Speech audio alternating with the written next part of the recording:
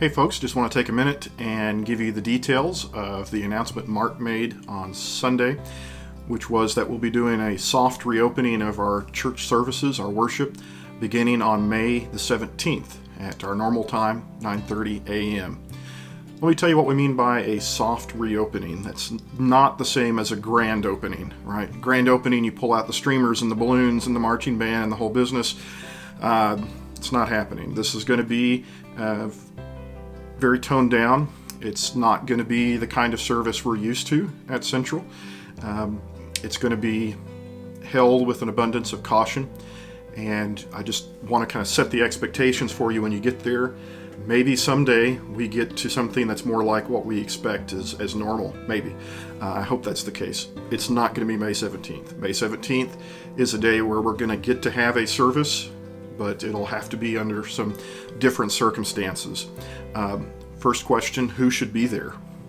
Let me say just as plainly as I can, if you're in the at-risk population, there is no reason for you to feel like you have to be there. Quite the opposite.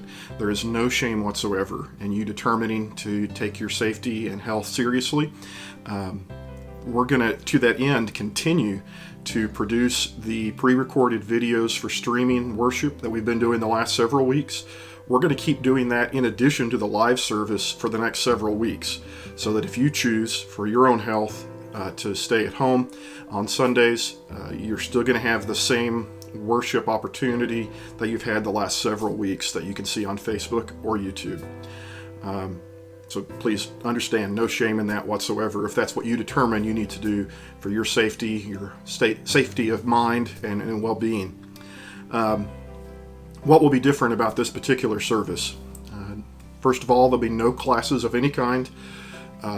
There will be a segment of the worship set aside to address children, but we're not going to have the children come down front like we do at our normal kids' praise in time past.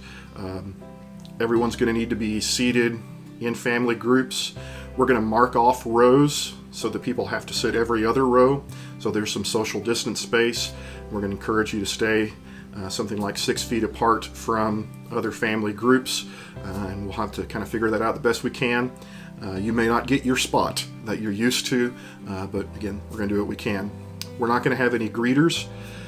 If you're one of our regular greeters, I'm very sorry. If you like to be greeted, I'm also very sorry.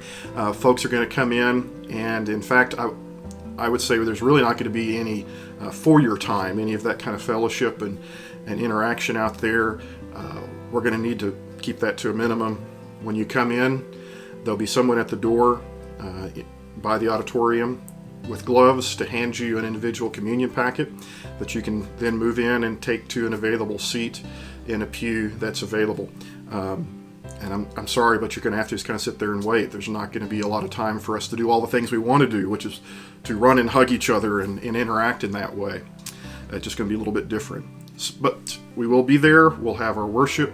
We're encouraging masks. I know the leadership is emphasizing that, going to wear masks. We understand there are some parts of worship that masks don't really work for.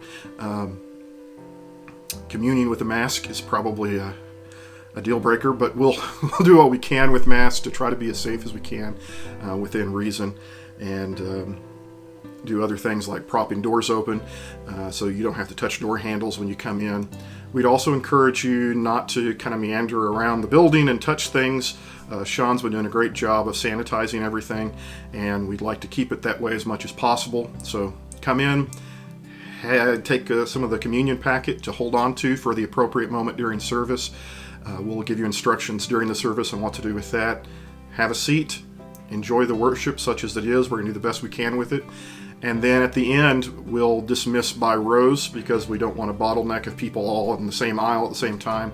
We'll just kind of dismiss you as we're able and stagger it.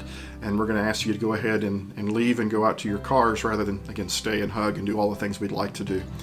Hopefully this doesn't last very long, but these are the cautions that we've been encouraged to take and we're going to take for at least May 17th. And we'll kind of play it by ear, week to week, and what's allowable after that. But please be patient. If you're able to be there, be safe. Keep your kids with you.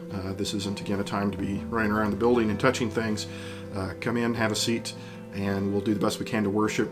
If you don't come, if you stay home, enjoy the streaming service. No shame in that. We completely understand, and everyone's going to have to make their own decision. If you have any questions about kind of format, process, I'll be reaching out to some of you to get some volunteers to make things happen for the coming week.